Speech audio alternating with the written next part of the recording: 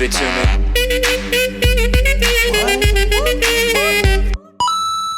So who are some of the characters that you feel deserve better treatment? So like, who do you think is underappreciated? I think the answer to that is yes, all of them. Besides Iron Man, Captain America, Hulk, Thor, Superman, and Batman, everyone is underappreciated. Male, female, does not matter. Unless if you're one of the really high top paying superheroes that everyone knows about, you know, Spider-Man, something like that, no one's really gonna pay attention to you. There's not very many, like we were just talking about Storm. Storm is a very powerful woman and very influential in comics, and she should totally have her own movie, but she doesn't. It's very hard to find any merchandise for her, especially with a lot of other females in comics, and not just females. There's some other just males that you don't see them at all, and you're like, well, wait a second, why aren't they, you know, getting any kind of appreciation here? So, yeah, answer is yes. Absolutely agree with that. I think one of the biggest ones that has been in media a lot more recently would be Black Widow.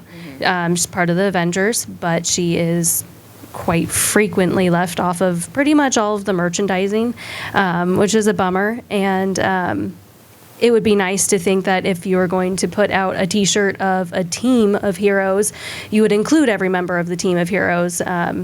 It shouldn't make a difference whether there's one girl's face on it or not, and making that. We wouldn't do that with a sports team, would we? Exactly, right. You're going to take a picture of the San Francisco Giants or 49ers or something like that. You get the team picture. So it should kind of go the same way is what I feel like.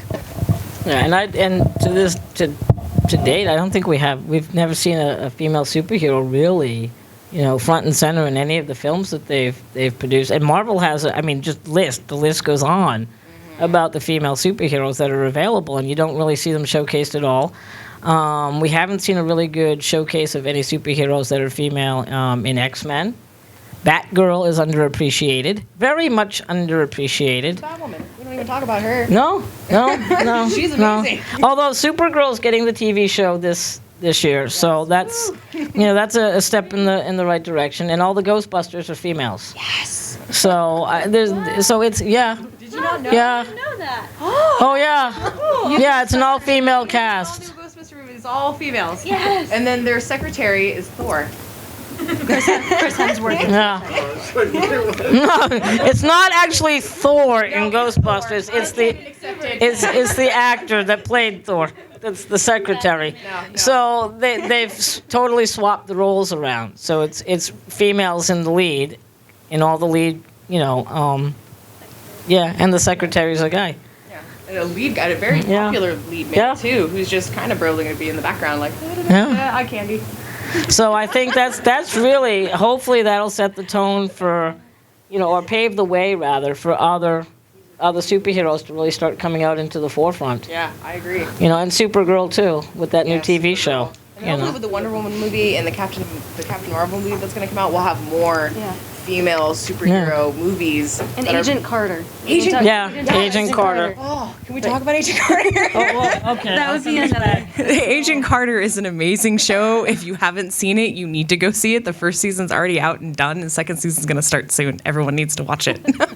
It's so amazing. It sets up everything for how S.H.I.E.L.D. gets built, and then just if you want to see a show that's literally the main character is a female.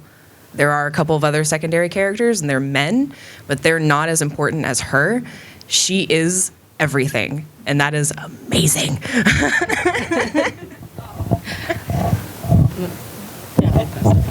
Well, I guess going with the whole woman thing and like how it's not the forefront, what are some of the misconceptions that you feel women and girls face when they attempt to get involved with fan culture? So like... Start it back over here. I know growing up and like I said in my bio, I hid my nerd side because I just remember I loved X-Men. And as soon as the X-Men movies came out, everyone's like, oh, I love X-Men. And I'm like, oh, yeah, blah, blah, blah, blah. And I would just tell them everything that I knew about X-Men. And they're like, you just like X-Men because it's popular right now. Girls don't really like this stuff.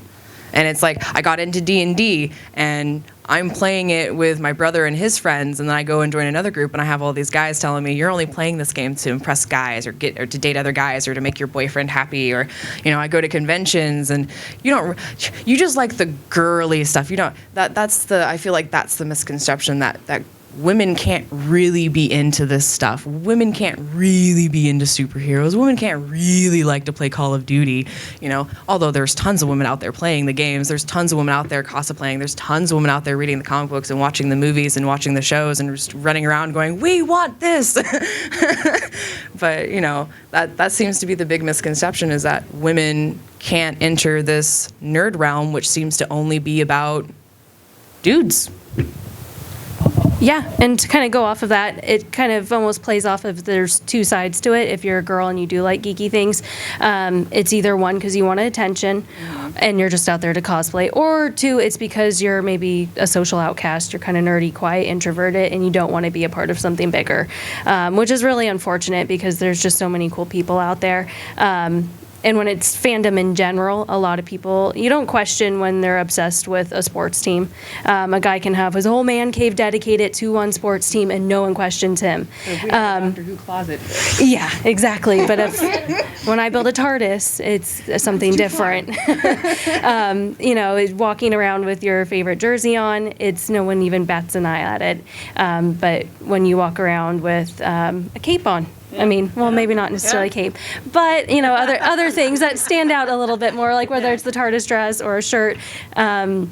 Especially for females, it gets questioned, do you actually know that character? Yeah. And that's probably the biggest downfall of it, is that girls, they're always questioned, is it for the attention, or is it just because you're not cool enough to like something else? Yeah, I'm not gonna argue with either of them. I would totally agree with both of you on that. One thing that came up when I was doing my original Star Trek fandom culture survey, and I had about 6,000 respondents to the original survey back in 2010. I got a phenomenal response to my gender question, and there were, what did it come out to be? I forget the numbers offhand, but the numbers for females responding to the survey far outnumbered the male respondents. And people, no, this is what people picked up on. And if you go Google this, you will find headlines everywhere still from what people had picked up on with that and ran with it. That was the one thing they picked out of the survey and put everywhere. And what's interesting is that people don't know the history of the fandom. The fandom was actually started by women. The Star Trek fandom began with a group of women, the ones that started the campaign to save the original series. And so a lot of these fandoms have a strong female origin to them and strong female participation, but and the manufacturers don't market to the women. The franchises don't market the films to the women. So they're not paying attention to the interest that the females have. And amazingly enough, the females still come out and they're doing their thing in fandom, whether anybody's noticing them or paying attention to them or marketing to them or not.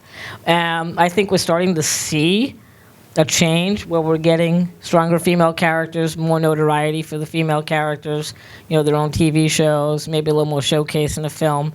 So I'd say the tide is starting to shift a little bit, female Ghostbusters and so on. So this might be a turning point in the industry as a whole, or in fandom as a whole, which is a good thing. It is. Yeah. Talk nerdy to me. Talk nerdy to me.